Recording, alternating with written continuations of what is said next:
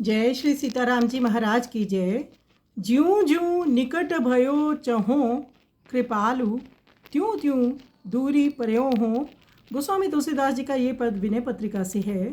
तुलसीदास महाराज कहते हैं, कृपा निधान, ज्यों ज्यों मैं आपके निकट होना चाहता हूँ, त्यों ही त्यों दूर होता चला जाता हूँ। हे राम जी, आप चारों युगों में सदा एक रस हैं और मैं भी आपका रहा आया हूँ।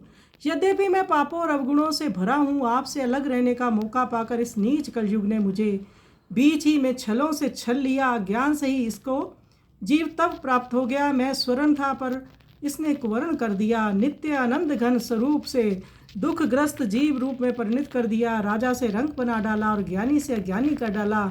तब से मैं अनेक योनियों में अगणित पहाड़ों और जंगलों में भटकता रहा और बिना ही आग के अज्ञान जनित दुख दावा नल से जलता रहा। परंतु जब मैं चित्रकूट गया और वहाँ आपका प्रेम पूर्वक भजन करने लगा, तब आपकी कृपा से मैं इस कल की सारी कुचालें तो समझ गया। तथापि अब मैं अपने ही डर से डर रहा हूँ। मैं हाथ जोड़कर प्रभु के सामने खड़ा हुआ मस्तक नवा कर कह रहा हूँ कि पहचानना हुआ चोर फिर जीव को प्राय मार ही डालता है। कलयुग पहचाना हुआ चोर है, वह दाव खेत देख रहा है। इस बात को सुनकर तुलसी अपने स्वामी से विनय करके निश्चिंत हो चुका है। अब आप स्वयं ही उचित समझकर उपाय कीजिए।